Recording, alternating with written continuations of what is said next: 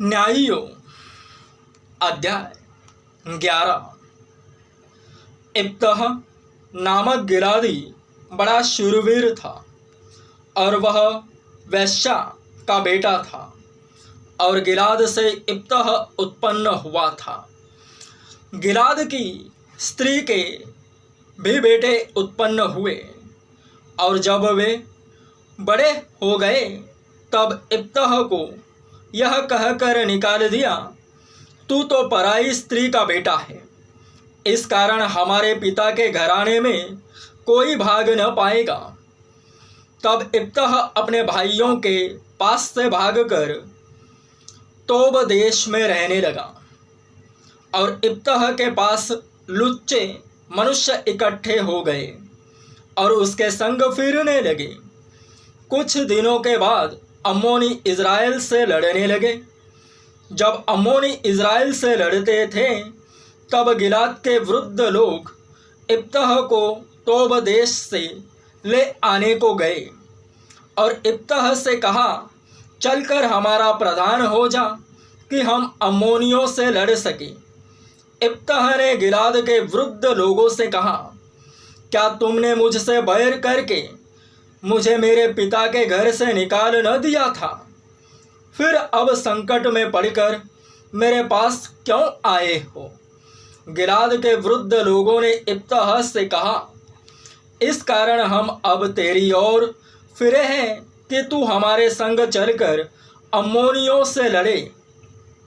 तब तू हमारी ओर से गिलाद के सब निवासियों का प्रधान ठहरेगा।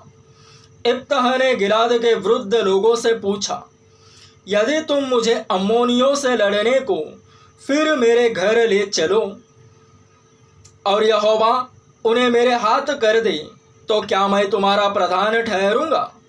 गिलाद के वृद्ध लोगों ने इब्तह से कहा, निश्चय हम तेरी इस बात के अनुसार करेंगे। यहोवा हमारे और तेरे बीच में इन वचनों का सुनने वाला है।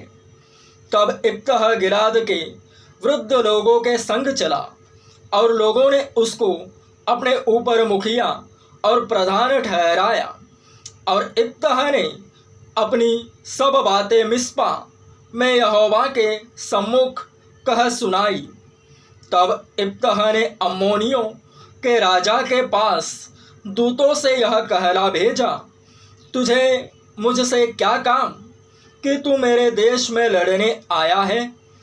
अम्मोनियों के राजा ने इब्तह के दूतों से कहा, कारण है यह है कि जब इज़राइली मिस्र से आए तब अर्नोन से यब्बोक और यरदन तक जो मेरा देश था उसको उन्होंने छीन लिया, इसलिए अब उसको बिना झगड़ा किए फेर दे। तब इब्तह ने फिर अम्मोनियों के राजा के पास यह कहने को दूत भेजे, इब्तह तुझसे यूँ कहता है कि इज़राइल ने न तो मोआब का देश ले लिया और न अम्मोनियों का।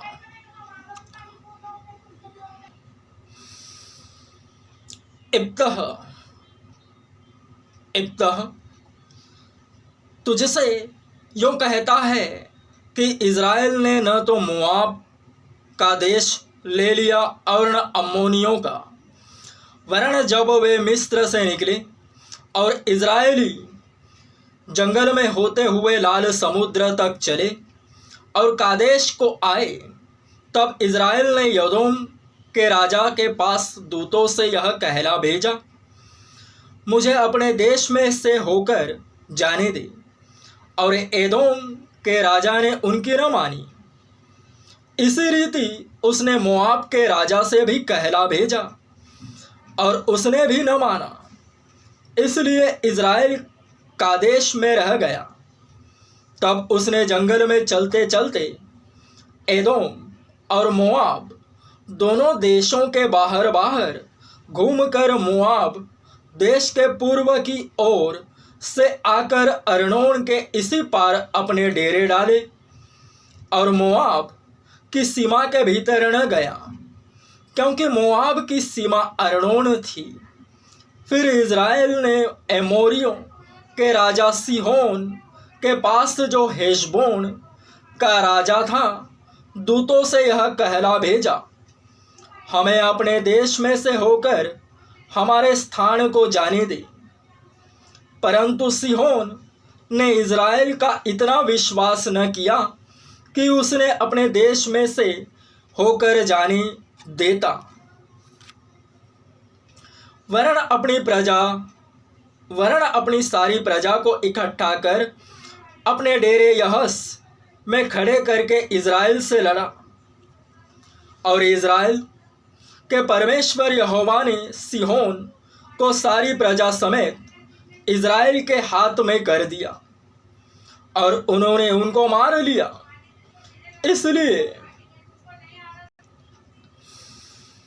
इसलिए अब इज़राइल के परमेश्वर यहोवा ने अपनी इज़राइली प्रजा के सामने से एमोरियों को उनके देश में निकाल दिया। फिर क्या तू उसका अधिकारी होने पाएगा?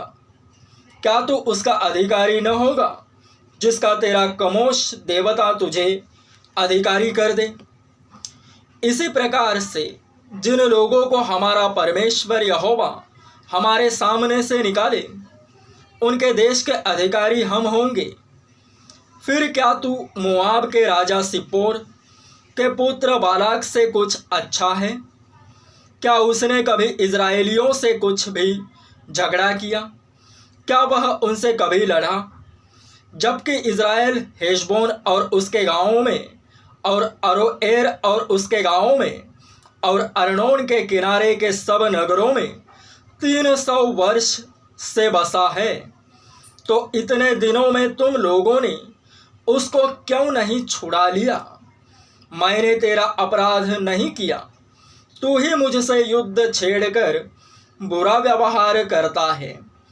इसलिए यहोवा जो न्यायी है, वह इज़राइलियों और अम्मोनियों के बीच में आज न्याय करे। तो भी अम्मोनियों के राजा ने इब्तह की ये बातें न मानी, जिनको उसने कहला भेजा था। तब यहोवा का आत्मा इब्तह में समा गया, और वह गिलाद और मनश्शे से होकर गिलाद के मिस्पे में आया, और गिलाद के मिस्पे से होकर अम्मोनियों की ओर चला।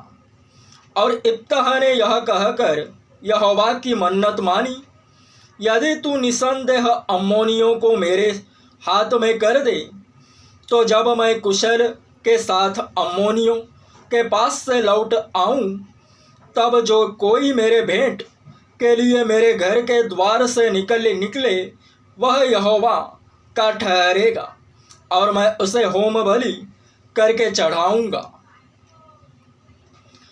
तब इब्तह अम्मोनियों से लड़ने को उनकी ओर गया, और यहोवा ने उनको उसके हाथ में कर दिया, और वह अरोएर से ले मिन्नित तक, जो 20 नगर हैं, वरन आबेल करामीम तक जीतते जीतते उन्हें बहुत बड़ी मार से मारता गया, और अम्मोनी इज़राइलियों से हार गए।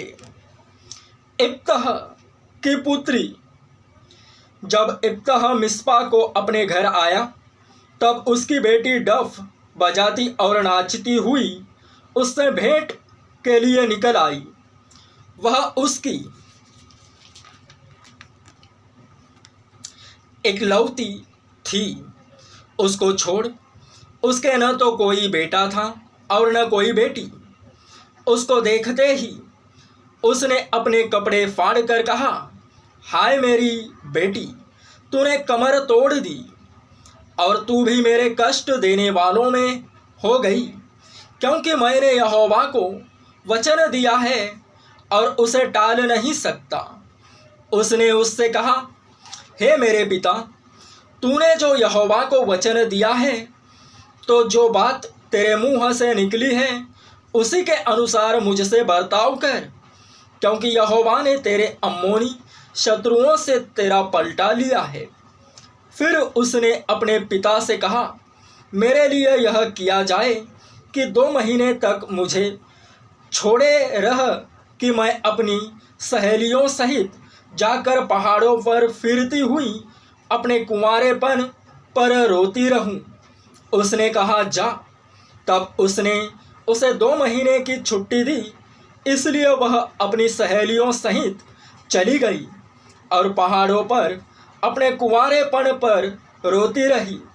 2 महीने बीतने पर वह अपने पिता के पास लौट आई और उसने उसके विषय में अपनी मानी हुई मन्नत को पूरा किया और उस कन्या ने पुरुष का मुंह कभी न देखा था। इसलिए इज़राइलियों में यह रीति चली कि इज़राइली स्त्रियां प्रतिवर्ष इब्तह गिलादी की बेटी का यश गाने को वर्ष में 4 दिन के लिए जाया करती थी।